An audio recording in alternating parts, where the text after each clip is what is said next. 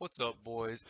If you're anything like me, you read the patch notes, you sat down, you were like, oh my god, you're so excited, you had a little BSJ moment. You read one armor here, ag shard here, oh my god, it's broken. Then you queue up for a pub, your teammate picks position 5 hoodwinked, your mid laner picks bounty hunter, and you say, oh my god, what the fuck do I do? I'm here to give you guys a list of the top 5 carry heroes so far and talk about how to play them, some build ideas, and we're going to be turning this into a little 5-part series talking about all the roles, one coming each of the next days. So make sure you look out for that. Get ready for the video, like, comment, subscribe. Alright boys, let's get into it.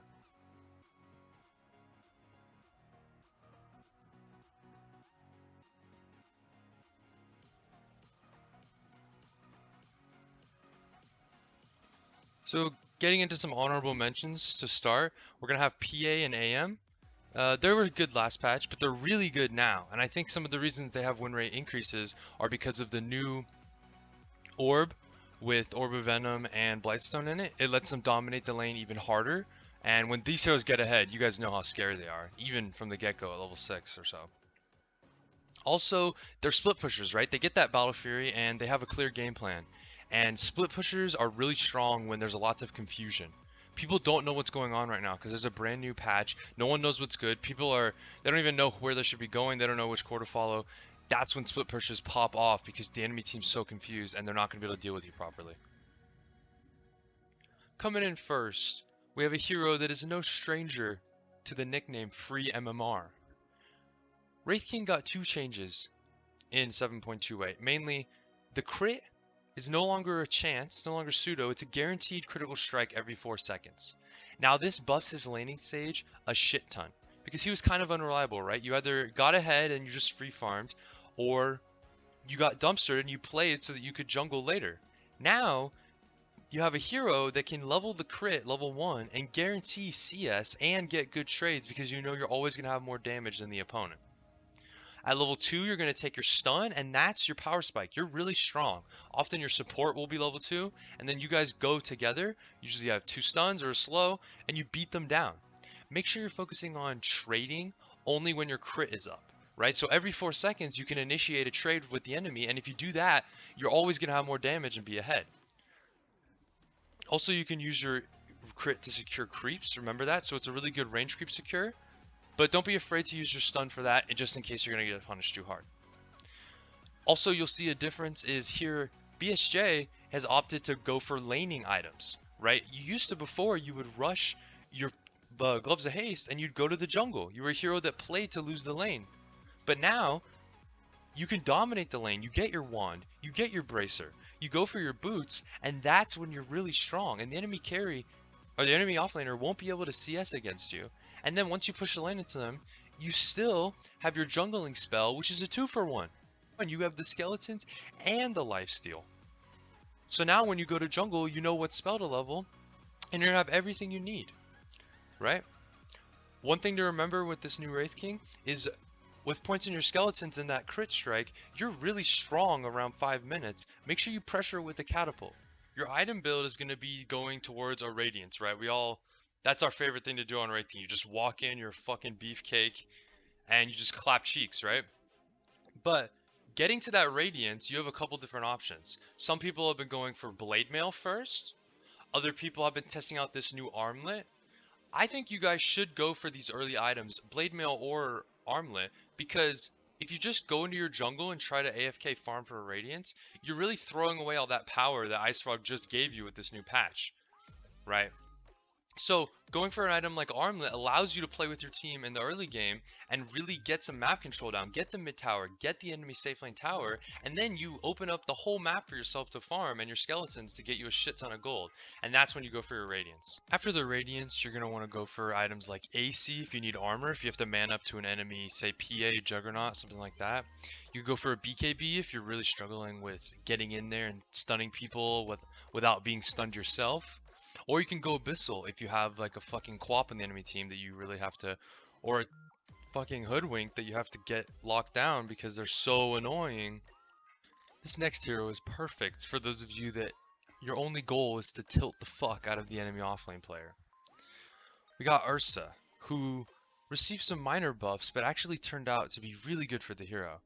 They brought his slow on his Q back up, so it's about 16% now at level 1, which is super good, combined with an Oov that maybe you or your support buys. And you can build that Oov into the new Orb of Corrosion, which is perfect for what Ursa wants to do, right? His Fury Swipes is physical, so the minus armor is even better on top of the auto attacks. And you can see in this game, Kuman actually built Magic Wand and Orb of Corrosion, and he's doing this instead of just naked rushing a Battle Fury. He's doing this so that he can keep pressure on the lane because he's against a melee hero, Clockwork. So anytime you're against a melee hero in your pubs, you're going to want to make sure you're leveling your Q and your E, and it's going to be a 2-0-2 build at level 4, and then you're going to start putting points in your overpower because of the new buffs to it at higher levels having less mana cost and a way lower cooldown early on. It's really easy to take a value point in it at level 5, and your hero will be really strong and able to survive any lane. One of the really cool things about Ursa that makes him a fucking bullshit hero is that he is a safe lane carry, one of the rare few that can stay in their own safe lane for a really long time once he gets his ultimate. You see here, Kuman's able to dive the tier 1 tower and force rotations from the enemy IO by killing the enemy offlaner, and he's doing this all alone. And this frees up space for your teammates to roam and create a lot of other pressure. So you can win 2 lanes just by playing a fucking bullshit hero well. Heading into the mid game, you're going to be going for a Battle Fury. Now, one of the differences between, say, Ursa and Anti-Mage is that when Ursa gets his Battle Fury, that doesn't mean, oh my god, I'm going to sit and farm and split push all game. Ursa can create a lot of pressure on the map, pushing the waves with the Battle Fury, but then you can head towards your team and actually fight with them. He's really good at that. So don't ignore your teammates and just AFK jungle just because you have a Battle Fury. After you get the Battle Fury, you're going to want to go for a Blink Dagger to get on top of enemy heroes, and you're going to follow that up with either an Abyssal if you need the lockdown, or a BKB if they have the lockdown, right? Always remember with Ursa that you're looking to take Rosh on. He's really good at Rosh, so you want to keep the top wave and the mid wave pushed in a lot of the time because you're going to be wanting to play around Rosh. This next hero is for those of you that wish there was voice chat to the enemy team just so you could yell at them and tell them how bad they are. PL's major changes in 7.28 were kind of quality of life things that really help his laning stage with his Phantom Rush, his E. So when you rush at someone and then you cancel it on accident, because that's going to happen, you still get the bonus agility, right? So if you do end up hitting them or hitting the creep nearby, it really helps. One thing to think about in the laning stage with PL is to play him similar to Wraith King, where every time Phantom Rush is off cooldown and you see an opportunity, that's a chance to strike, right? Because you know you're going to have the bonus agility when you hit, which is a lot of damage. Remember to toggle it on and off so that you don't run into some random shit. And to buy small items. I know you guys do not like to buy small items. I coach a lot of you and I see it. But one of the major things about PL is that he's illusion based, and illusions benefit from only your base stats, not your damage. So Wraith Bands are extra good on PL, as well as early treads and the Diffusal Blade. With the new PL, things are pretty much going to be business as usual. You're going to be building Diffusal Blade with your Wraith Bands and your Magic Wand. And one thing to remember with PL is that when you get your Diffusal Blade, you're really strong. So you just want to be farming around where you're going to fight next. So in this game, Gabby in SEA is going to be farming around the mid lane so that he can be in this position to take this fight with his team mid, right? And you should be doing that too. But then right after he finishes his fighting, he realizes, okay, this fight's over, I'm going to go back to farming. Moving into the mid and late game, after your Diffusal Blade, you're going to farm for a Manta Style. And that's going to purge all the silences and slows that are really pesky that will stop you from Doppelganger. After the Manta Style, you're going to want to grab an Axe. This shit is so fucking fun, dude. It gives you a ton of stats, so your illusions are so tanky, and you just piss off the enemy team. And it gives you that many more ways to style on the enemy, where they're not going to know who the fuck you are. It's also really strong against heroes like Leshrac, who traditionally counter PL, but you can spawn so many illusions so quickly. After he's used a lot of his mana to kill your first set, you just press R and do it again, and Leshrac is not ready, and he's probably already used his BKB and ran in to try and kill you. Our next hero is going to be Lycan. He's one of those smurfing heroes that's really good for gaining MMR.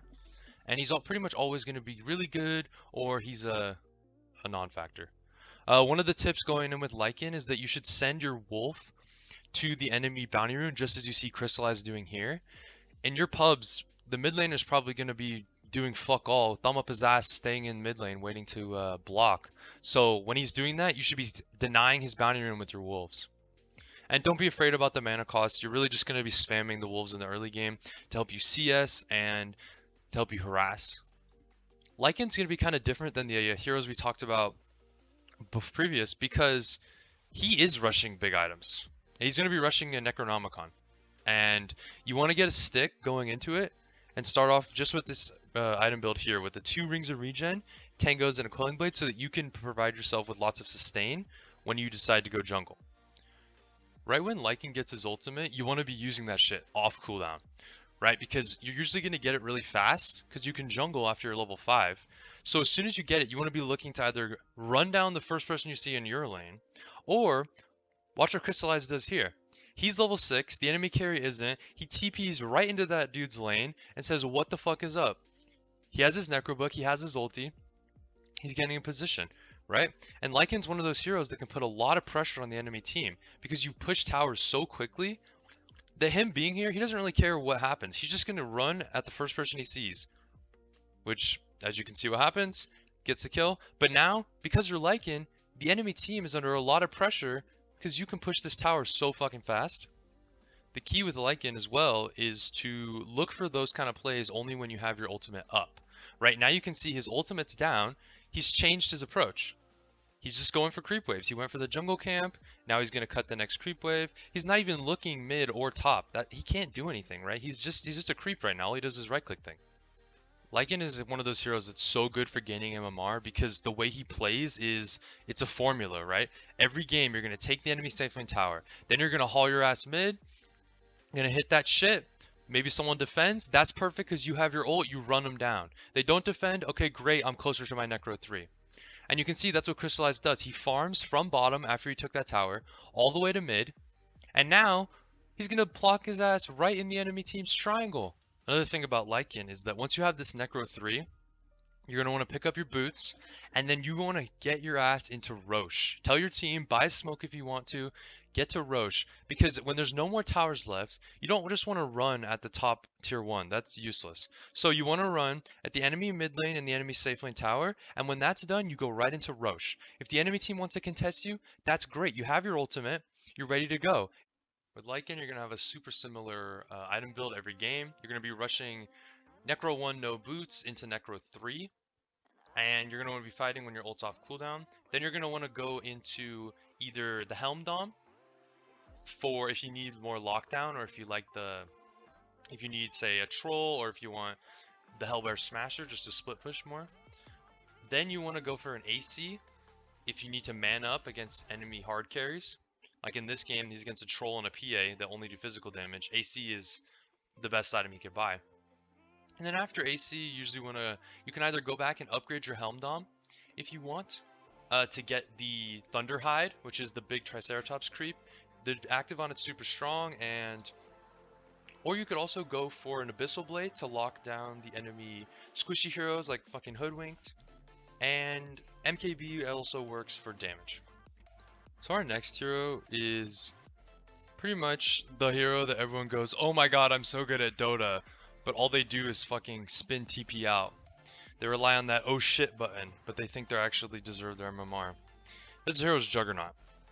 And the main thing about Juggernaut, although his laning stage didn't really change, I want you to focus on, if you play him, to zone the enemy team when you're laning. So you see, this Mars wants to CS, and Arteezy wants to CS, but Arteezy's always going to position in range of the Mars, so that Mars is scared, because he doesn't want to get spin down, right? He doesn't want the dick, so he's just going to run around, and Mars is just kind of getting worse CS, simply because Arteezy's just positioning in a way to threaten the Mars. Understanding what items to go can be really difficult, when he can go pretty much anything in the game and it will be good. Arteezy opts for a Mask of Madness this game, which I really like, and that's the kind of item you go for in a situation where you just want to jungle as quick as possible, right? And remember the synergy between Mask of Madness and the ult. You jungle, you can take Ancients, all when you get the Mask of Madness, and then when you do ult somebody, you just press Mask of Madness, and it's pretty much a fucking insta-kill. After the Mask of Madness, you actually have a lot of options. Arteezy goes for a Battle Fury this game just because he's Arteezy. I mean, his entire purpose this game is to split up the map for his team, which makes sense because he's against the Techies, right? He doesn't want a 5-man down one lane. Techies is great at defending that. So, in your games though, there's a couple options that I really like. I think after the Mom, you could go for a Maelstrom, which synergizes really well with the new Ag Shard that you can pick up, because every time you spin, you're going to be able to do more damage with the Maelstrom procs because it's going to auto attack every 1 second. Also, if you don't want to go for either of those, you could go for a Desolator and use the same idea with the Ag Shard and the Aghanim Scepter. Your hero is just unkillable. You're constantly either immune, Omni slashing them, or you're just spinning on their asses and they can't do anything about it. Heading into the late game on Jug, after you've picked up the Ag Shard and possibly an Aghanim Scepter, you're going to want Lockdown because you have damage, you're really hard to kill, but you need a way to just get on the enemy team. And if your teammates are fucking retarded, which they usually are, they're going to be playing in a different lane, you're going to be split pushing, so you need that the Abyssal Blade to combine with the Ags and to really lock people down. Also, I've seen people going for a Radiance, which is a bit of a meme in the past, but now it's actually viable. I mean, the Ag Shard gives you a fixed attack rate when you're in your spin, so it doesn't matter how much attack speed you have. And all that really matters is the damage you have, as well as the aura from the Radiance makes it super strong at contesting illusion heroes, which after 7.28 patch, it seems like those are becoming meta. After the potential Radiance, you could always go, if you went for Maelstrom, you upgrade to Mjolnir, or we could see a traditional like MKB or a Daedalus just for raw damage while you're spinning. But something to consider is that since MKB got nerfed, that means that Butterfly indirectly got better. On top of the fact, Butterfly is a little cheaper now because Eagle Song's a little cheaper now. So Butterfly is really good if you have to man up to some agility core who doesn't want to buy an MKB. Alright boys, thanks for watching the video. Make sure you guys subscribe and turn on the notification bell because we got the other roles coming out in the next few days. Also, if you want coaching, DM me on Discord or message me on Twitter. It's super cheap right now. I have a ton of time, so I'm really excited.